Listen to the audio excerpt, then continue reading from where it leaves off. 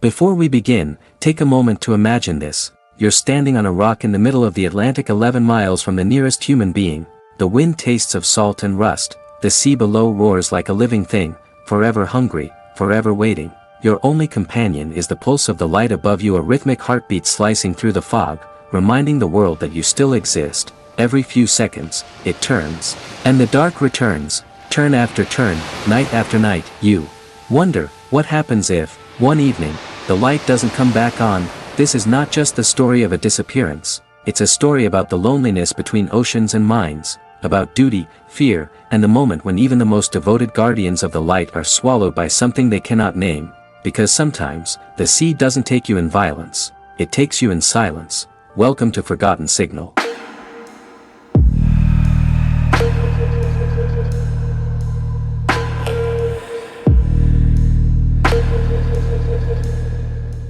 It was the kind of winter morning that softens the sea into a sheet of iron.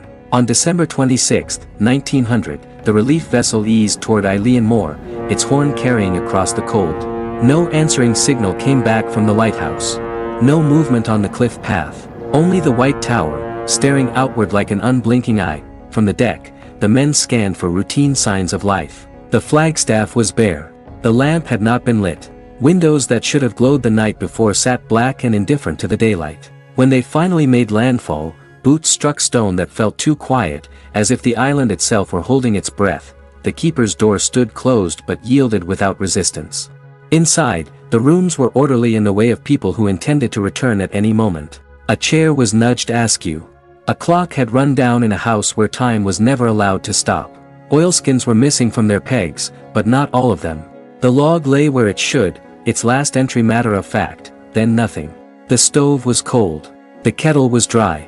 There was no sign of struggle, no footprints tracking mud across the floorboards, no hurried notes tacked to the wall. Only function, interrupted. Men called names that the wind carried away. They searched the landing for rope, for splinters, for any scrap that could be made into a reason. The sea kept its counsel. On this tiny rock beaten by weather and legend, 3 lighthouse keepers had tended a beam meant to defeat the dark. And now the dark had taken them in full daylight.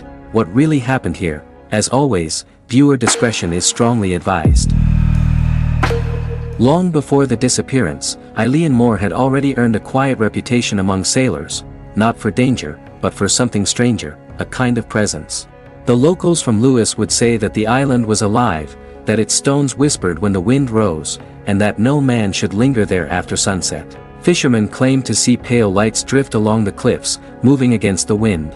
They called them the keepers before the keepers. Yet in 1899, progress had little patience for superstition.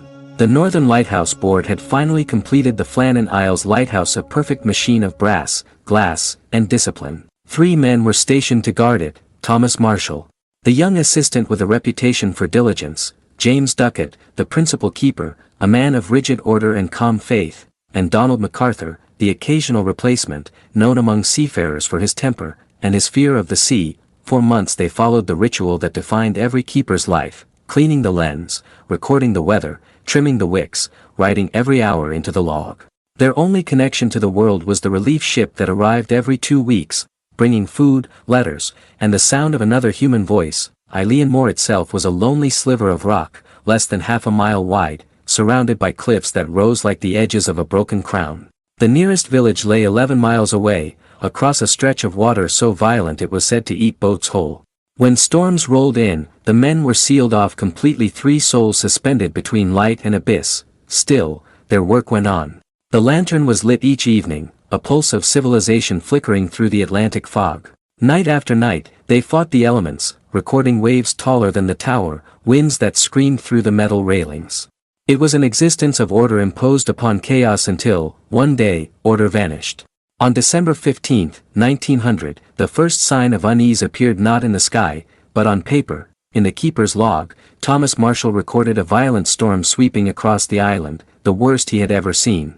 The entry spoke of wind so fierce it rattled the lantern room, of waves that rose higher than the cliff itself. Yet what disturbed investigators later wasn't the weather, it was what followed.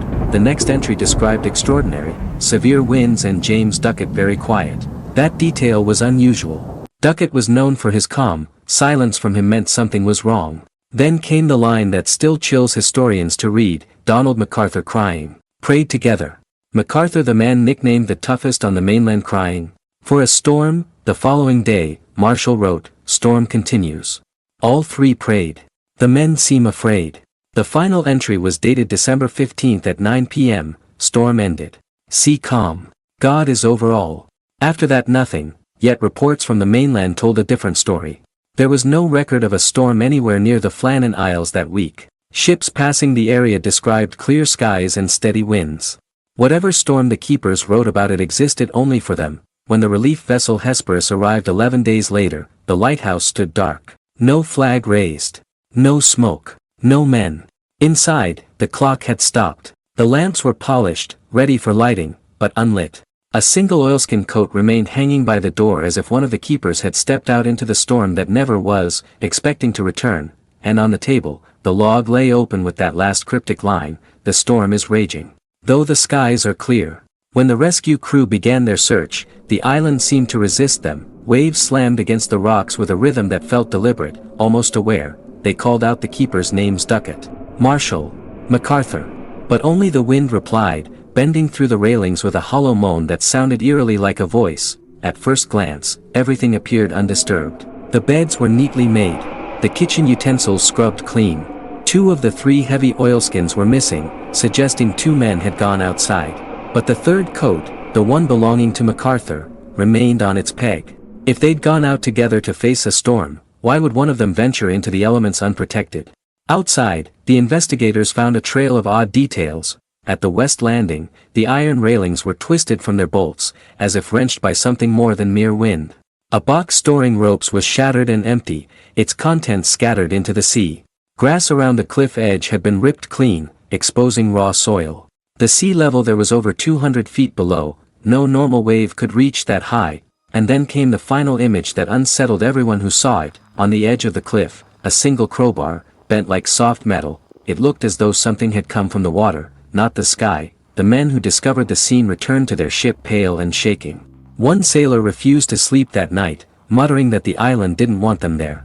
Another swore he saw a light moving inside the tower after they'd left, long after they'd confirmed it was empty. From that day on, the Flannan Isles were no longer just another remote post.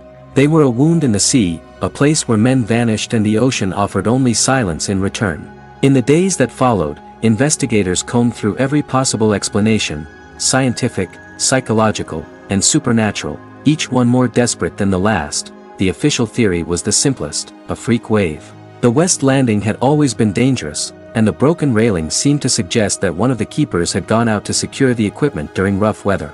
A rogue wave, one of those sudden, monstrous walls of water that appear without warning, might have swallowed all 3 men at once. But that theory stumbled over one fact: MacArthur's missing coat. If the sea truly rose without warning, would a man have paused to dress 2 colleagues and rush out half-clothed himself? Then came the madness theory. Isolation does strange things to the mind. Some claimed MacArthur snapped, perhaps after weeks of confinement, turning on his companions in a fit of rage or paranoia. Yet there was no sign of blood, no broken furniture, no sign of struggle. Only that last calm line in the logbook: God is over all. The words of men resigned, not terrified. The third theory whispered through the villages was the one no official report dared write. The Flannan Isles, they said, were cursed. Shepherds once avoided them, believing they were haunted by spirits of monks who died there centuries ago.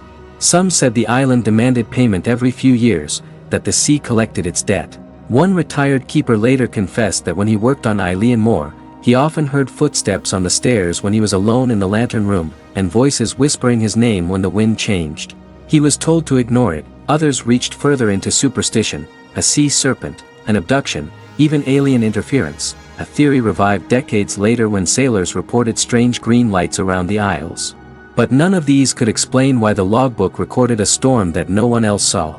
Perhaps, the most haunting theory isn't about what happened to the men, but what happened to the island, that something ancient woke beneath it. Something that doesn't take lives in rage, but in ritual. The Flannan Isles lighthouse was relit on December 29, 1900, not to restore order, but to defy whatever had silenced the last 3 men.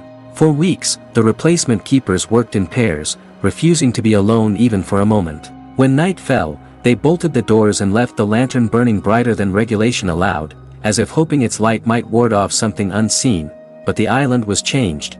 Within days of their arrival, the new team began reporting strange disturbances, heavy boots pacing the stone floor above them when everyone was accounted for. A knock at the door at precisely the same hour every night, always 3 times, always when the wind shifted east. Tools went missing, only to reappear in perfect alignment on the kitchen table. One man resigned after waking to find wet footprints leading from the tower stairs to his bedside. Though it hadn't rained in days, even the locals refused to approach. Supply ships began dropping off goods at the shore and leaving without docking. The superstitious whispered that the island had kept the men, that they were still tending the light, unseen, keeping vigil beneath the waves. For the Northern Lighthouse Board, the disappearance became an embarrassment best left buried. Their final report reduced everything to accidental drowning while attending to equipment. No mention of the missing entries, no explanation for the storm that didn't exist, but some documents were quietly withheld, personal letters from one of the relief crew describing how the air on Eilean Mor felt wrong, thick, as though breathing underwater. Another wrote, "I could feel them there, watching, not angry, just waiting." Over the next century, the island was automated, its lantern controlled from the mainland. No keepers have lived there since 1971. Yet to this day, mariners passing at night claim that when the weather is calm, they sometimes hear voices over the wind, calling names that no one alive remembers. A century later, the mystery of Eilean Mor still refuses to fade. Science can measure waves, record pressure, calculate the odds of accidents, but it cannot explain silence. The kind of silence that lingers where men once lived, spoke, and hoped to return home. The kind that hums beneath the surface of a place that remembers everything. Every lighthouse is a promise, a pact between humanity and the unknown. We build towers on the edge of the world, daring the dark to take us, and for a time, it works. The light endures. The routine continues. Until one night, the ocean answers. Maybe what happened on Eilean Mor was nothing more than misfortune. 3 men swept away by a merciless wave, their story drowned in the same water they tried to command. But maybe, it was something older.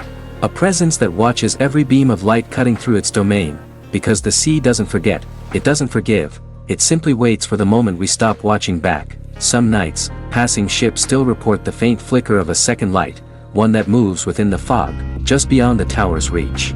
And when the wind shifts east, if you listen carefully, you might hear 3 voices on the air, steady, patient, still keeping watch. The storm is raging. Though the skies are clear, and so the light still stands, silent against the wind, a monument to 3 men swallowed by calm seas. Maybe we'll never know what happened on that island, but every time a lighthouse beam cuts through the fog, it reminds us of a promise, that even in the darkest places, someone once tried to keep the light alive. If this story stayed with you, leave a light on for them, subscribe, and I'll bring you another forgotten signal from the past.